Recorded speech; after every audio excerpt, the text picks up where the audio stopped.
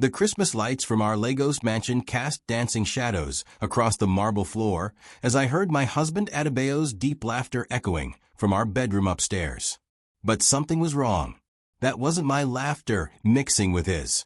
My heart pounded as I climbed the spiral staircase, my disabled son Kemi's wheelchair creaking softly behind me as he followed, curious about the strange sounds coming from Mama and Papa's room. What would you do if you walked in on this? Hit like if you've been betrayed, and comment below where you're watching from. I pushed open the bedroom door and froze. There was my husband of 15 years, the successful oil executive who built this empire with me by his side, tangled in our silk sheets with Funmi, my own younger sister. The woman I had supported through university, who lived in our guest house, who helped care for my disabled son when his cerebral palsy flare-ups kept me up all night. Adebayo, I screamed, my voice cracking like thunder across the room. Funmi's eyes met mine with no shame, only cold satisfaction. Folake, you should have knocked, she said, pulling the sheet around her naked body with deliberate slowness. My son Kemi wheeled himself beside me, his intelligent eyes taking in the scene with the sharp understanding that comes to children who've learned to read adult emotions for survival. At 12, his mind was brilliant despite his physical limitations, and I watched his face crumble as he understood what was happening to our family. Papa. Kemi's voice was small, broken. Adebayo couldn't even look at his own son. Instead, he stood up, his powerful frame casting a shadow across the room as he reached for his silk robe. Folake, we need to talk. Downstairs. Now. The walk to our living room felt like a funeral procession. Our wedding photos stared down at me from the walls, images of the young woman who had believed in forever, who had stood by this man through his business struggles, who had given him a son despite the complications of my pregnancy that left Kemi with his disabilities. I want you both out, Adebayo said, his voice cold as he adjusted his gold watch, the one I had bought him for our 10th anniversary. Tonight. It's Christmas Eve, I whispered, looking at our decorated tree, at the presents I had wrapped for Kemi, at the life we had built together. Funmi appeared at the top of the stairs, now dressed in my silk robe, her pregnant belly clearly visible beneath the fabric. My world tilted. My sister was carrying my husband's child. The house is in my name, Folake, Adebayo continued, his lawyer training evident in his cold delivery. I've already spoken to my attorneys. You have no legal claim here. I looked at my son, whose small hands gripped his wheelchair as tears streamed down his face. This wasn't just about me. This was about a disabled child being thrown out of his home on Christmas Eve by his own father. What about Kemi? He's your son, and he'll be taken care of. Child support will be arranged. But I'm starting a new family now, with Funmi. A proper family. The words hit me like physical blows. A proper family. As if our son, our beautiful intelligent boy who happened to need a wheelchair, was somehow improper. I gathered what dignity I could find. We'll go. But this isn't over, Adebayo. Not by a long shot. As I packed our clothes, my hands shaking with rage and shock, I heard Funmi laughing downstairs, already planning the nursery that would go in Kemi's room. The domestic betrayal was complete, not just a cheating spouse, but a sister who had calculated every move to steal my life. But as I loaded Kemi into our car, driving away from the only home he had ever known, I caught sight of something in his backpack that made my heart skip. Hidden among his books and medical supplies was his laptop, the one connected to every security camera in our smart home, the one where my brilliant son had been documenting everything for months. Mama, Kemi said quietly as we drove into the Lagos night, I've been recording Papa and Aunt Funmi. Everything. Do you want to see? Don't forget to like, subscribe, and turn on notifications for more gripping stories like this. What do you think happens next? Comment below. The small hotel room in Victoria Island felt like a prison cell compared to our mansion, but it was all I could afford on Christmas Eve with every bank closed and my accounts suddenly frozen. I sat on the narrow bed watching Kemi navigate his wheelchair around the cramped space, his medical equipment barely fitting beside the small table. Show me, I said softly, my hands still trembling as Kemi opened his laptop. The first video was from 3 months ago. Funmi and Adebayo in our kitchen, their hands intertwined as they planned their deception. My sister's voice was clear through the camera's audio. She's so focused on that disabled boy, she doesn't even notice what's happening in her own marriage. I watched myself in the background of the video, helping Kemi with his physical therapy, unaware that my husband was caressing my sister just meters away.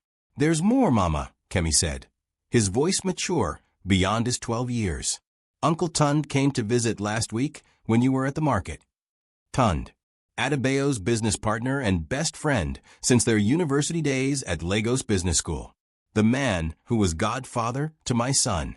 In the next video, I watched Tund and Adebayo in our study, documents spread across the mahogany desk. Tund's voice was urgent. "You need to move faster, Adebayo. The oil contract with Shell is being announced next month. If Folake finds out about the offshore accounts before then." My breath caught. Offshore accounts. Adebayo had been hiding money. Our money, built from the business we had started together when he was still a small contractor, and I was managing our books from our one-bedroom apartment in Surulere. "He's been stealing from us," I whispered, the magnitude of the betrayal growing deeper. Kemi scrolled through more videos, and I saw the pattern. While I had been caring for our son, managing his medical appointments, his special schooling, his daily needs, my husband had been systematically dismantling our marriage and our finances. The emotional manipulation was expert, making me feel guilty for spending time with Kemi, for prioritizing our son's needs, for not being the wife he wanted. But the worst video came next. It was from just last week, Adebayo and Funmi in our bedroom, and I could hear my sister's calculating voice. "The boy is a burden, Adebayo. No man should have to carry that weight. When we have our baby, a healthy baby, you'll see what a real family feels like." I closed the laptop, my vision blurred with tears and rage. They hadn't just betrayed me, they had written off my son as worthless, as something to be discarded. My phone buzzed with a text from my older sister Yemi in Abuja. "Folake, I heard what happened." Funmi called me gloating. "Are you and Kemi safe?" At least I wasn't completely alone. As I tucked Kemi into the hotel bed, he grabbed my hand. "Mama, Papa doesn't know I can hack into his business computer too. I've been saving everything to the cloud." My son, brilliant despite the physical limitations that required his wheelchair, had been building a case without even knowing it. Every financial transaction, every offshore transfer, every business email, all documented by a 12-year-old boy who understood that knowledge was power. "We're going to fight back," I promised him, kissing his forehead. "They think they can throw us away, but they have no idea who they're dealing with." But as I settled into the uncomfortable hotel chair, my phone rang. Adebayo's name flashed on the screen. "Folake, we need to discuss Kemi's custody arrangements. I've spoken to my lawyers. Given his condition and your obvious instability tonight, I think supervised visits would be best." The line went dead, and I realized this was just the beginning. They weren't content with taking my home and my husband. They were coming for my son. Don't forget to subscribe for more intense stories of betrayal and revenge. What should Folake do next? Let me know in the comments. The law office of Adebayo's attorney, Mr. Ogilvy, sat on the 20th floor of a glass tower in Lagos Island, overlooking the busy harbor where container ships carried Nigeria's oil wealth across the world. I adjusted Kemi's wheelchair as we waited, both of us dressed in our best clothes, the few good outfits I had managed to pack in our hurried Christmas Eve escape. It had been 3 days since we were thrown out, 3 days of living in that cramped hotel room while I watched my bank accounts drain and my credit cards get mysteriously declined. Adebayo's financial manipulation was methodical and cruel. "Mrs. Adebayo," Mr. Ogilvy said as his secretary led us into his massive office, "I understand you're here to discuss custody arrangements." I wasn't alone. My sister Yemi had flown down from Abuja, bringing with her barrister Chioma Okoro, one of the few female senior advocates in Lagos who specialized in family law and domestic betrayal cases. Chioma was known for destroying cheating spouses in divorce court. "My client is here to discuss the illegal seizure of marital assets and the abandonment of a disabled child," Chioma said, her voice cutting through Mr. Ogilvy's condescending tone like a surgeon's blade. Adebayo sat across from us, his expensive suit tailored perfectly, his confidence radiating like heat from the Lego son. Beside him sat Funmi, her pregnant belly now clearly visible beneath a designer dress that I recognized, one I had bought last month for a company dinner. Folake has proven herself unstable, Adebayo said, not even looking at Kemi. Causing a scene on Christmas Eve, disturbing our household, clearly unable to provide a stable environment for the boy. The boy has a name, I said quietly. Your son's name is Kemi. My client acknowledges paternity, Mr. Ogilvy interrupted. But given the child's special needs and Mrs. Adebayo's recent behavior, we feel supervised visitation. We feel, Chioma interrupted, that your client has committed several criminal acts. Adultery with his wife's sister, financial fraud, and child abandonment. She opened her briefcase and placed a stack of documents on the table. These are bank statements showing systematic transfer of marital assets to offshore accounts in the Cayman Islands. These are medical bills for Kemi Adebayo that show a pattern of financial support suddenly stopping 3 months ago, coinciding with the beginning of his affair. I watched Adebayo's confident expression falter slightly. And these, Chioma continued, placing photos on the table, are screenshots from security cameras showing the defendant conducting his affair in the marital home while his disabled son was present in the house. Mr. Ogilvy's eyes widened. How did you obtain these? I spoke for the first time since entering the room. My son is a very intelligent boy. While you were all underestimating him because of his wheelchair, he was learning to protect his family. Kemi had spent the last 3 nights teaching me everything he had discovered. Not just the videos, but financial records he had accessed through Adebayo's home computer, business emails detailing the offshore accounts, even text messages between Adebayo and Funmi discussing how to get rid of the burden of caring for a disabled child. This is blackmail, Funmi spoke for the first time, her voice shaking. No, Chioma smiled, this is evidence. And unless your client wants to explain to the Economic and Financial Crimes Commission how he's been hiding assets offshore while claiming poverty to avoid supporting his disabled son, I suggest we negotiate in good faith. The room fell silent except for the hum of Lagos traffic 20 floors below us. Adebayo leaned forward. What do you want? Full custody of Kemi, I said, my voice stronger than I felt. The house, which was purchased with marital assets, regardless of whose name is on the deed. 50% of all business assets, including the offshore accounts. And a public apology for what you've done to your son. Impossible, Mr. Ogilvy sputtered. Then we'll see you in court, Chioma said, standing. I'm sure the newspapers will be very interested in this story. Oil executive abandons disabled son for pregnant sister-in-law makes quite a headline. As we walked toward the door, Adebayo called out, Folake, wait. I turned back, hopeful for a moment that my husband might show some humanity, some regret for what he had done to our family.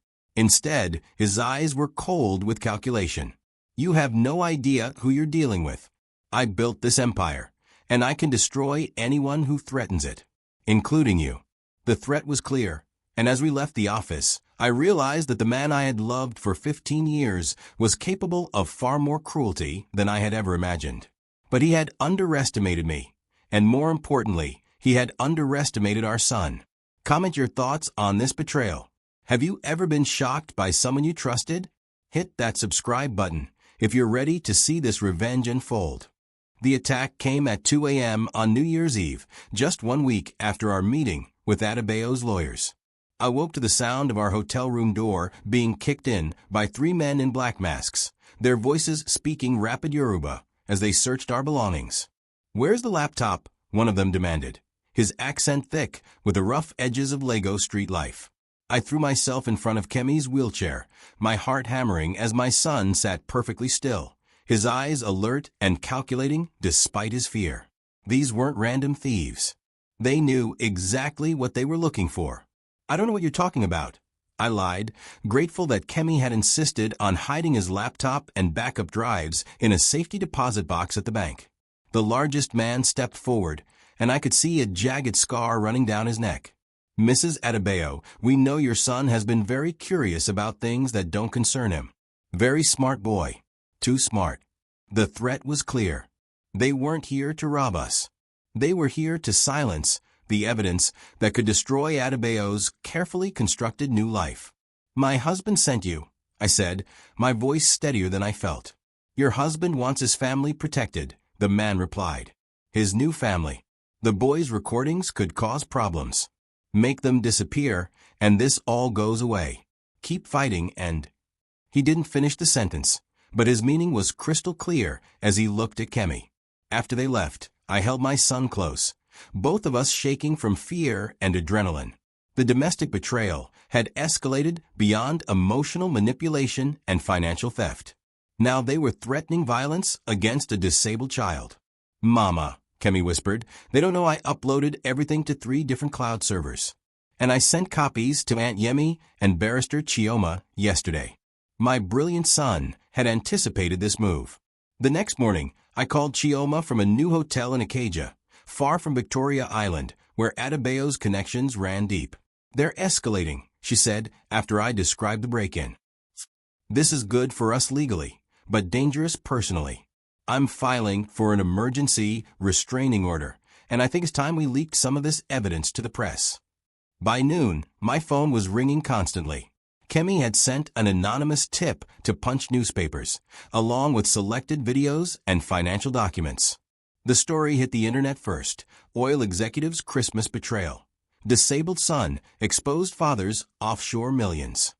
The article painted Adebayo exactly as he was, a wealthy man who had abandoned his disabled child for his pregnant mistress, while hiding millions of dollars from his wife. But more importantly, it positioned Kemi as the hero, the brilliant boy who had uncovered his father's crimes. Within hours, the story was trending on Nigerian Twitter. #JusticeForKemi began spreading, with thousands of people sharing their own stories of abandonment and betrayal. Social media was turning Kemi into a symbol of resilience, and Adebayo into a villain. My phone buzzed with a call from an unknown number. "You've made a terrible mistake." Adebayo's voice was ice-cold with rage. "I offered you a quiet divorce, a reasonable settlement. Now you've embarrassed me publicly." "You embarrassed yourself when you threw your disabled son out on Christmas Eve," I replied. "This isn't over. I have resources you can't imagine, connections that reach into every corner of this city. You think some newspaper story will protect you." The line went dead, and I realized that my husband's threats were about to become very real. But as I watched the story continue to spread online, as lawyers and activists began reaching out to offer support, as Nigerian celebrities started sharing #JusticeForKemi, I understood that the narrative had shifted. I was no longer just a betrayed wife fighting for custody. I was the mother of a disabled child who had become a symbol of everything wrong with powerful men who abandoned their responsibilities. Adebayo had created a public relations nightmare for himself, and he knew it. The question was, what would he do next? That evening, as Kemi and I watched the news coverage of our story from our hotel room, a knock came at the door. Through the peephole, I saw a woman in an expensive suit, her face familiar from business magazines. "Mrs. Adebayo? I'm Dr. Amina Hassan from the International Center for Investigative Reporting. I think you and your son might be in more danger than you realize." What she told me next would change everything I thought I knew about my husband's business empire and the real reason he was so desperate to silence us. Don't miss what happens next. Subscribe and hit that notification bell, because this story is about to take a shocking turn you won't see coming. Dr. Amina Hassan spread photographs across our hotel room table like a prosecutor presenting evidence to a jury. Each image showed the same face, my husband Adebayo, but in contexts I had never seen before. Shaking hands with known oil thieves in the Niger Delta. Boarding private jets with politicians under investigation for corruption. Standing outside offshore banking facilities in the Cayman Islands. "Your husband isn't just hiding marital assets," Dr. Hassan explained. Her investigative reporter instincts sharp after 15 years exposing corruption across West Africa. He's been laundering money for some very dangerous people. The oil contracts, the offshore accounts, the sudden urgency to silence you and Kemi. It's all connected. Kemi wheeled closer to examine the photographs, his 12-year-old mind processing the implications faster than most adults could. "The shell contract Papa was talking about with Uncle Tund," he said quietly. "It's not legitimate, is it?" Dr. Hassan nodded grimly. "Your son's recordings captured conversations about a fraudulent contract worth $200 million. Money that was supposed to go to developing Niger Delta communities is being diverted to private accounts. When this breaks, it won't just be a divorce scandal. It will be an international corruption case." The weight of this revelation hit me like a physical blow. I had been fighting for custody and financial support while unknowingly sitting on evidence of crimes that could destroy entire political careers. "Why are you telling us this?" I asked. "Because 3 other whistleblowers investigating this network have died in the past 18 months. All in apparent accidents. All after they got too close to the truth." The hotel room suddenly felt claustrophobic. My husband wasn't just a cheating spouse engaged in domestic betrayal. He was a criminal willing to kill to protect his operation.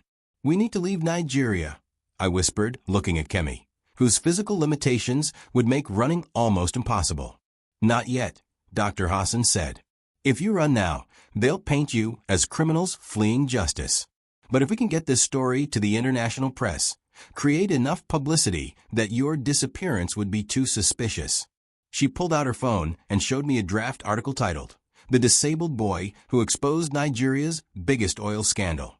The piece positioned Kemi not just as a victim of abandonment, but as a young hero who had accidentally uncovered massive corruption while trying to understand why his father no longer loved him. This publishes tomorrow morning simultaneously in The Guardian, CNN, and Al Jazeera. By noon, your story will be international news. They can't silence you without creating an international incident. That night, as Kemi slept, I sat by the window watching the lights of Lagos sprawl endlessly toward the ocean. Somewhere in that maze of wealth and poverty, my husband was probably planning his next move. The man I had loved, who I had helped build from nothing, who had given me a beautiful son, was now my enemy in a way I could never have imagined. My phone buzzed with a text from Funmi. "Sister, you don't understand what you're doing. Adebayo is protecting all of us. Stop this before it's too late." The audacity of my sister reaching out, still calling me sister after destroying my marriage, was breathtaking. But her message confirmed what Dr. Hassan had suspected. They were desperate. Another message came through, this one from an unknown number. "Your son's medical equipment requires very specific maintenance. It would be unfortunate if something happened to interrupt his care." The threat was explicit now. They were willing to target Kemi's medical needs, to use his disability as a weapon against us. I took screenshots of both messages and forwarded them to Dr. Hassan and Barrister Chioma. Evidence of witness intimidation and threats against a disabled child would only strengthen our case. At 6 a.m., my phone started ringing constantly. The international story had broken, and Nigeria woke up to headlines about the disabled boy who had exposed massive corruption while his father abandoned him on Christmas Eve. Within hours, the Nigerian Senate was calling for investigations. International human rights organizations were offering protection. CNN was requesting interviews. But I also received a call from a number I recognized, Uncle Tund, Adebayo's business partner and Kemi's godfather. "Folake, meet me at the 4 Points Hotel in 1 hour. Come alone. We need to discuss Kemi's safety." The line went dead, and I realized that the man who had stood beside Adebayo at our wedding, who had held Kemi at his christening, who had called himself family, was now part of the machine trying to destroy us. But I also knew this was my chance to record whatever he was planning to offer or threaten. As I prepared to leave Kemi with Dr. Hassan's security team, my son grabbed my hand. "Mama, Uncle Tund doesn't know I've been monitoring his phone calls too. Whatever he's planning to offer you, it's a trap." My brilliant son had been 3 steps ahead of everyone from the beginning. What Uncle Tund revealed at that meeting would expose the full scope of the conspiracy against us and force me to make an impossible choice between my son's safety and bringing justice to the powerful men who thought they were untouchable. Subscribe now, because the next chapter reveals the shocking truth about who's really been pulling the strings in this conspiracy of betrayal. The Four Points Hotel restaurant buzzed with the quiet conversations of Lagos business elite, men in expensive suits making deals over coffee, while the city's traffic hummed 20 floors below. Uncle Tund sat at a corner table, his normally jovial face serious, as he watched me approach. "Folake," he said, standing to embrace me as if nothing had changed, as if he hadn't been part of the conspiracy to steal my marriage and silence my son. "You look tired. This whole situation has been so unfortunate." I remained standing, my phone recording in my purse as Kemi had taught me. "What do you want, Tund?" He gestured for me to sit, his eyes scanning the restaurant for potential listeners. "I want to help you. To help Kemi. You're family to me, you know that. Family doesn't threaten disabled children." His expression hardened slightly. "No one wants to hurt Kemi. But this story you've released, it's bigger than you understand. There are people involved who make Adebayo look like a choir boy." He pulled out a tablet and showed me banking records I hadn't seen before. Transfers of millions of dollars, not just from Nigerian accounts, but from Shell Oil, ExxonMobil, and several European companies. "The oil contract your son discovered," Tund continued, "it's not just Nigerian corruption. It involves international companies, foreign governments, money that flows through London, New York, Dubai. If this investigation continues, it could destabilize oil markets across West Africa." I stared at the numbers. Hundreds of millions of dollars moving through a network that stretched far beyond what I had imagined. "You're saying this is too big for justice?" "I'm saying that powerful people are now very interested in making this problem disappear. Permanently." He leaned forward, his voice dropping to a whisper. "There's a private jet waiting at Murtala Muhammad Airport. Full medical equipment for Kemi, everything he needs. New identities, a house in Toronto, Canadian citizenship fast-tracked through connections. You and Kemi can disappear tonight, live comfortably forever. In exchange for, you retract everything. Say it was all lies created during emotional distress over the divorce. Destroy the evidence. Kemi's recordings, the financial documents, all of it." The offer was seductive. Safety for my son, financial security, escape from the web of powerful enemies we had unknowingly created. But it also meant letting Adebayo and his co-conspirators continue stealing money meant for Nigeria's poorest communities. "And if I refuse?" Tund's mask slipped completely. "Then you're betting your son's life that international attention can protect him. And I promise you, there are people in this network who have made problems disappear before, despite media attention." He showed me photos on his tablet. An investigative journalist in Ghana who had died in a car accident after exposing oil corruption. A whistleblower in Angola who had suffered a sudden heart attack. A Nigerian activist who had drowned in what appeared to be a swimming accident. "All of these people thought publicity would protect them," Tund said. "They were wrong." I felt sick, but I also felt angry. These men had stolen from their own country, abandoned their responsibilities to the most vulnerable people, and now they were threatening my disabled son to cover their crimes. "I need time to think." "You have until tomorrow morning. After that, decisions will be made without your input." As I walked back to our hotel, my mind raced through the impossible choice. Save my son by letting criminals escape justice, or risk his life fighting for what was right. But when I arrived at our room, Dr. Hassan was waiting with news that changed everything. "The Canadian government has agreed to grant you and Kemi protected status," she said. "And the International Criminal Court in The Hague wants to interview Kemi about what he discovered. This case is now officially international." More importantly, she had received copies of the recordings Kemi had made of my meeting with Tund. "Your son has been feeding us intelligence better than most professional investigators," she smiled. "While you were in that meeting, we traced the source of their settlement offer. The money comes from a fund meant for Niger Delta environmental restoration. Money these men have been stealing from communities destroyed by oil pollution." The moral equation had shifted. This wasn't just about protecting my family anymore. It was about justice for thousands of people who had been robbed by the network Adebayo had helped build. That evening, as international news crews set up outside our hotel and human rights lawyers flew in from London and New York, I made my decision. I called the number Tund had given me. "I'm ready to give you my answer," I told him. But what I told him wasn't what he expected to hear, and it would trigger a chain of events that would either save my son or destroy us both. Hit that subscribe button if you're ready to see how this international conspiracy unfolds. Comment below, what would you choose? Your child's safety or fighting for justice? Share this story if you believe no one is too powerful for consequences. The press conference at the Lagos Sheraton was packed with international media, human rights activists, and curious Nigerians who had been following the story through social media. Kemi sat beside me at the long table, his wheelchair positioned perfectly for the cameras, his intelligent eyes calm despite the chaos around us. "We reject any offers of silence," I announced to the room of reporters, my voice clear and strong.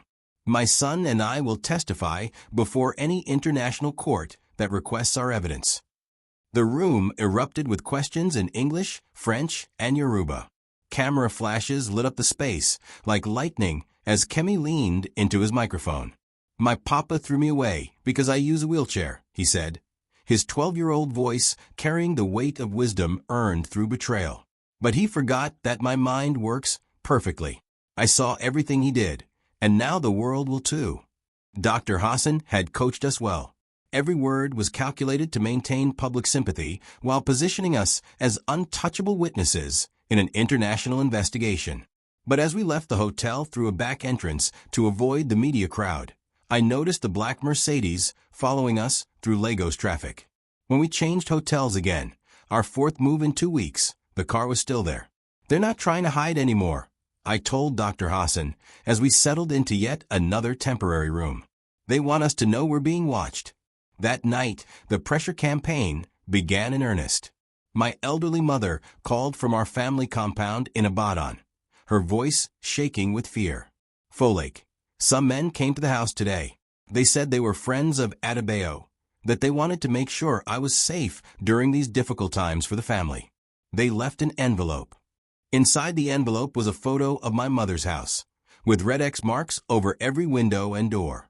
The message was clear. They could reach anyone, anywhere. Similar visits happened to my cousins in Kano, my uncle in Port Harcourt, even Yemi's children in Abuja. The network Adebayo had built was using my entire extended family as leverage against me. But they had made one critical mistake. Every threat, every intimidation attempt, every pressure tactic was being documented by the international legal team now protecting us. Each move they made only strengthened the case against them. The breakthrough came at 3 a.m. when Kemi woke me with urgent whispers. "Mama, I've been monitoring their communications through the security system at Papa's house. They're planning something for tomorrow morning." On his laptop screen, I watched a video call between Adebayo, Tund, and 3 men I didn't recognize. Their conversation was in a mixture of English and Yoruba, but the key details were clear. The boy and his mother testify to the ICC investigators tomorrow afternoon, Adebayo was saying. "This is our last chance to control the narrative." One of the unknown men spoke with a thick accent I couldn't place. "The accident needs to happen before they reach the embassy. Something public enough to look tragic, but quick enough to prevent testimony." My blood turned to ice. They were planning to kill us on the way to our interview with the International Criminal Court investigators. "Natural gas explosion," Tund suggested. "Lagos has these kinds of accidents all the time. Tragic, but believable." "The boy's medical equipment runs on battery power," the third man added. "Easy to modify for the right kind of malfunction." They were going to use Kemi's disability as the murder weapon, making it look like his medical equipment had malfunctioned and caused a gas explosion. I immediately called Dr. Hassan and Barrister Chioma, but their phones went straight to voicemail. When I tried the number for our ICC liaison, the line was disconnected.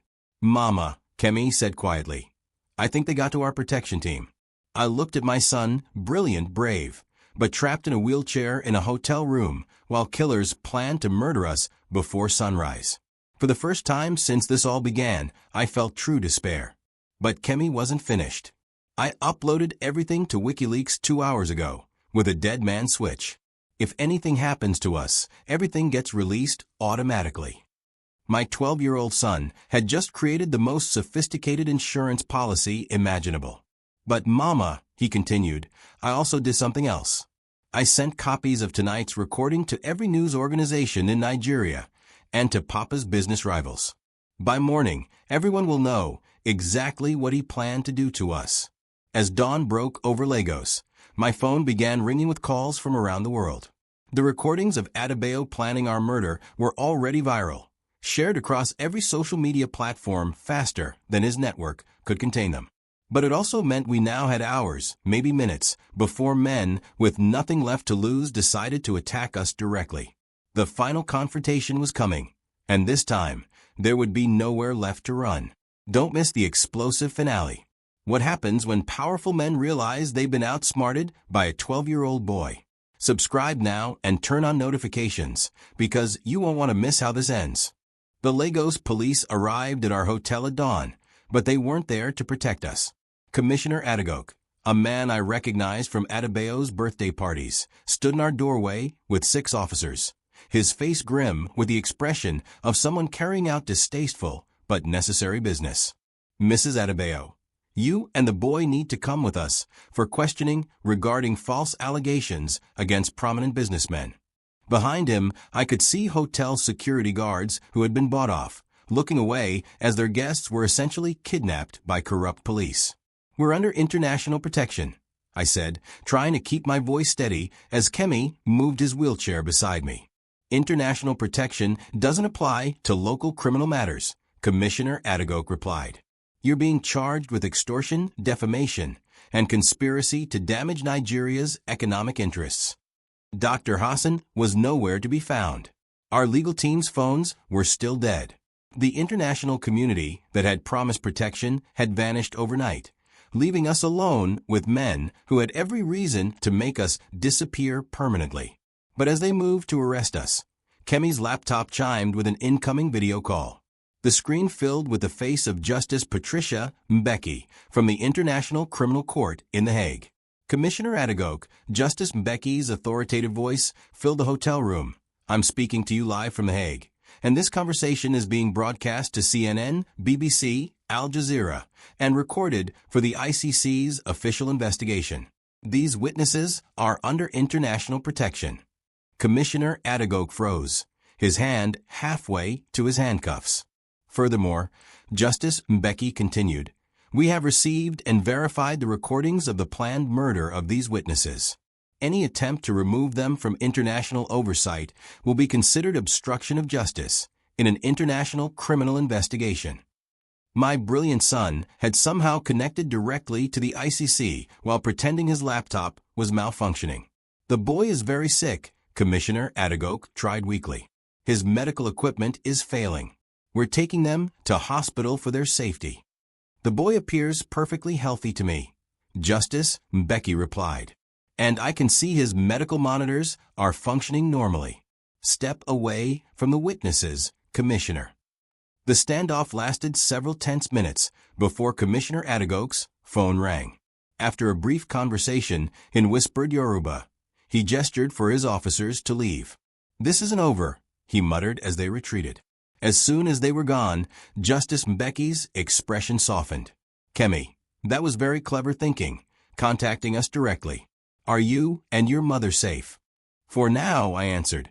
But they're getting desperate, which is why we're accelerating everything. A helicopter is en route to extract you to the Canadian Embassy. From there, you'll be flown directly to The Hague under diplomatic protection. Your testimony begins tomorrow. Within an hour, we were lifting off from the hotel rooftop, Lagos shrinking beneath us, as we flew toward what we hoped would be safety. But as our helicopter approached the Canadian Embassy, I could see crowds gathering below, protesters holding signs supporting us, but also counter-protesters with signs calling us traitors. Adebayo's network had mobilized public opinion, painting us as foreign agents trying to destroy Nigeria's economy. The domestic betrayal narrative had been flipped. We were now the traitors, and Adebayo was the patriot protecting national interests. Look, Mama, Kemi said, pointing down at the crowd. Mixed among the protesters, I could see familiar faces. My sister Yemi had flown down from Abuja with dozens of family members. My mother, despite the threats, had traveled from Ibadan. Former colleagues from our early business days stood with handmade signs reading justice for Kemi. But I also saw Funmi in the counter-protest crowd, her pregnant belly prominently displayed as she spoke to television cameras, playing the role of the wronged woman whose sister had fabricated lies to destroy a good man's reputation. The helicopter landed inside the embassy compound, but even through the thick walls, we could hear the competing chants from both sides of the crowd. Canadian Ambassador Sarah Mitchell met us at the landing pad.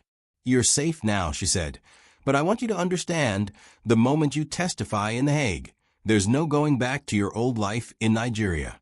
These people have too much invested to ever let this go." That evening, as we prepared for our flight to the Netherlands, I received one final call from Adebayo. Folake. His voice was different now, not angry or threatening, but tired, almost defeated. "I know you'll never forgive me for what I did to you and Kemi on Christmas Eve. I know I threw away the best parts of my life for something that now feels meaningless." I said nothing, letting him continue. "But if you testify tomorrow, you won't just be destroying me. You'll be exposing a network that reaches into every level of Nigerian government, international oil companies, banks across 3 continents. They'll never stop hunting you. Then maybe it's time someone finally stood up to them. Even if it costs Kemi his chance at a normal life, even if it means he grows up in hiding, always looking over his shoulder." It was the question that had haunted me for weeks. Was I protecting my son or condemning him to a life of exile and danger? "Kemi made this choice too," I said finally. "He's the one who exposed you. He's the one who insisted we fight. Maybe you should ask yourself why your own son would rather risk everything than let you get away with what you've done." The line went quiet for a long moment. "I loved you, Folake. I loved you both. I hope someday you'll believe that. Love doesn't abandon people, Adebayo. What you did wasn't love. It was selfishness." The call ended, and I realized it was probably the last time I would ever speak to my husband. Tomorrow, we would fly to The Hague and tell the world everything we knew.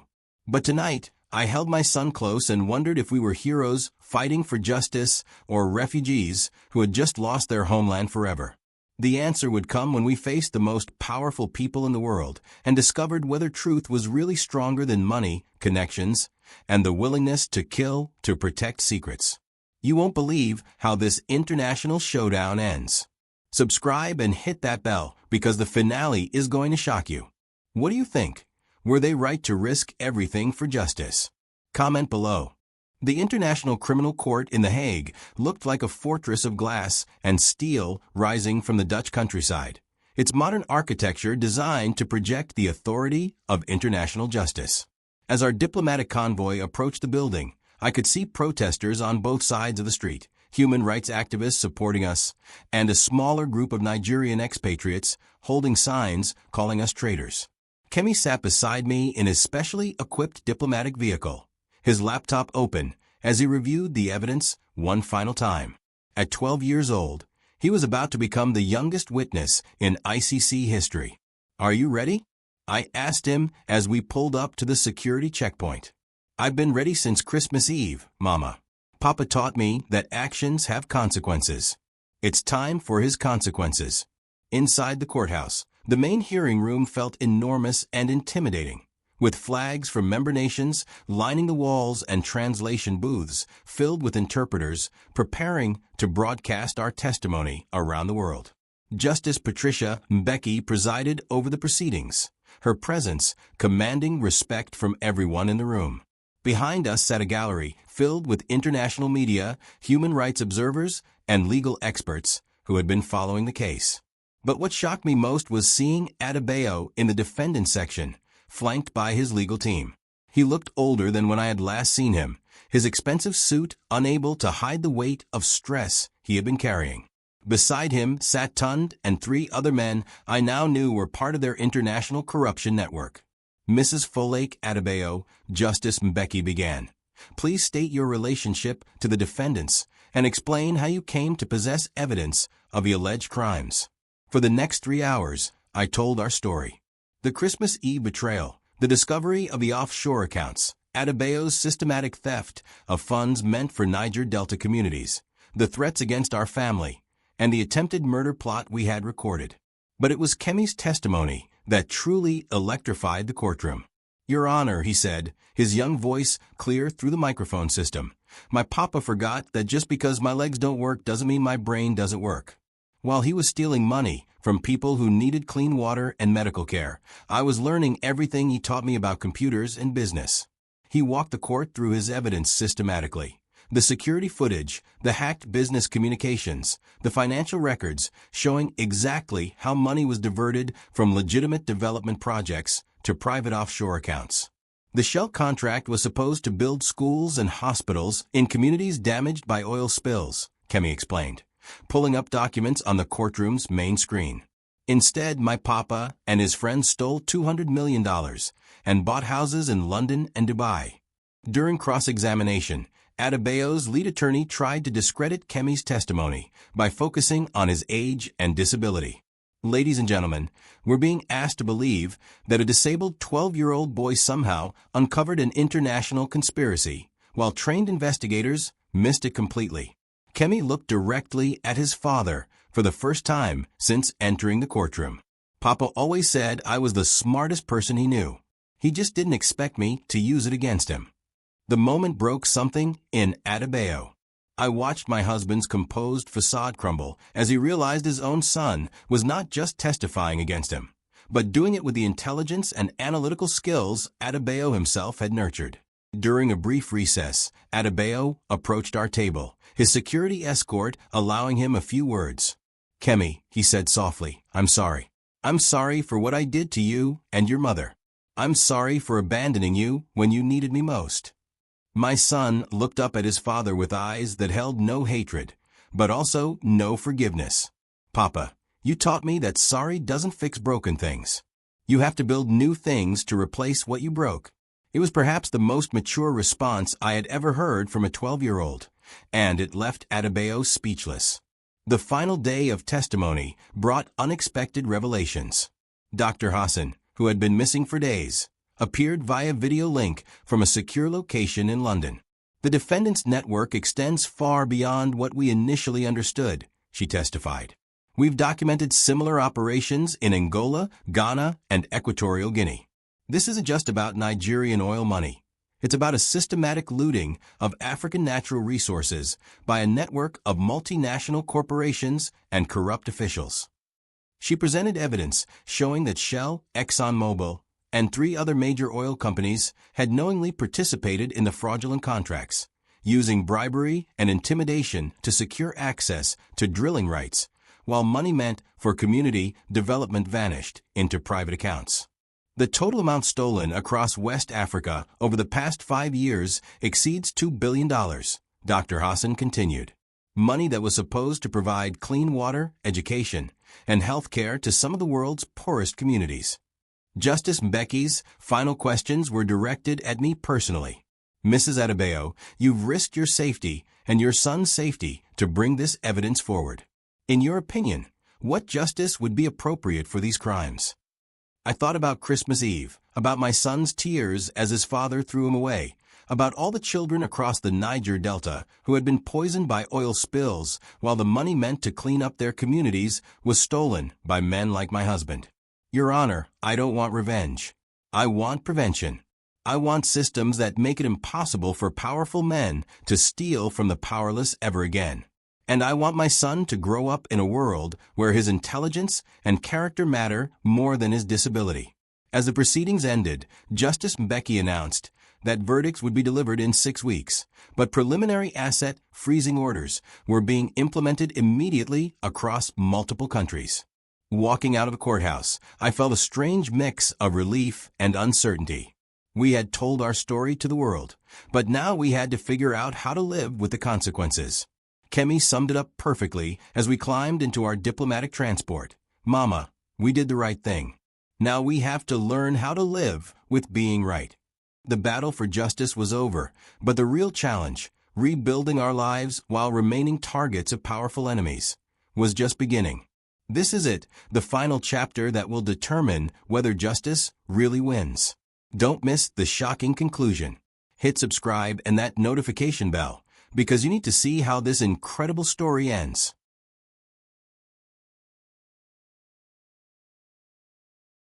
Six weeks later, we sat in a small cafe in Toronto's financial district, watching the news coverage of the ICC verdicts on Kemi's laptop, while Canadian immigration officials processed our final citizenship paperwork at a nearby table. Former Nigerian oil executive Adebayo, sentenced to 25 years in prison for international corruption and money laundering, the CNN reporter announced. His business partner Tund Ogilvy received 20 years, while charges against several international oil companies are still pending. The screen showed Adebayo being led away in handcuffs, his expensive suits replaced with prison clothing, his confident demeanor completely gone. But what struck me most was his expression, not anger or defiance, but something that looked almost like relief. $2 billion in stolen funds will be returned to affected communities across West Africa, the reporter continued, while the case has prompted investigations into similar corruption networks across the continent. Kemi closed the laptop and looked at me with those intelligent eyes that had seen too much for someone so young. "Do you think Papa is glad it's over?" he asked. "I think your Papa has been carrying the weight of his lies for so long that prison might actually feel like freedom," I replied honestly. Our new life in Toronto was still taking shape. Kemi had been accepted into a specialized program for gifted students with disabilities, where his computer skills were already attracting attention from university researchers. I had started working with a human rights organization that helped other whistleblowers and domestic betrayal survivors navigate international legal systems. We lived quietly in a small apartment near Lake Ontario, where Kemi could wheel himself to the waterfront and watch ships that reminded him of Lagos Harbor without the weight of painful memories. But the past wasn't completely behind us. Funmi had given birth to a daughter 3 weeks after Adebayo's conviction. She sent photos to my phone with a message, "Your niece deserves to know her brothers someday." The child was beautiful, innocent of her parents' crimes, and seeing her made me realize that forgiveness was more complicated than I had expected. I was still angry at Funmi for her betrayal, but I couldn't hate a baby who shared Kemi's blood. "What do you think about your sister?" I asked Kemi as we looked at the photos.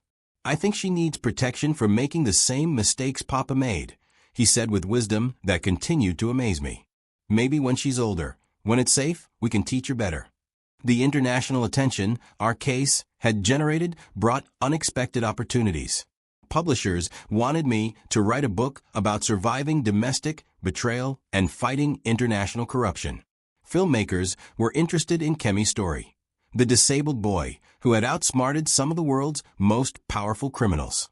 But more importantly, we were getting messages from families across Africa whose own stories of abandonment, betrayal, and resilience were finally being heard because we had been brave enough to speak first. "Mrs. Adebayo," said Canadian Immigration Officer Jennifer Walsh as she approached our table with official documents, "Congratulations. You and Kemi are now officially Canadian citizens." As we walked out of the government building with our new citizenship certificates, Toronto's skyline stretching toward Lake Ontario under a clear autumn sky, I thought about the journey that had brought us here. Christmas Eve had been the worst night of our lives, thrown out of our home, abandoned by family, facing an uncertain future with no resources except each other. But it had also been the beginning of discovering strengths we never knew we had.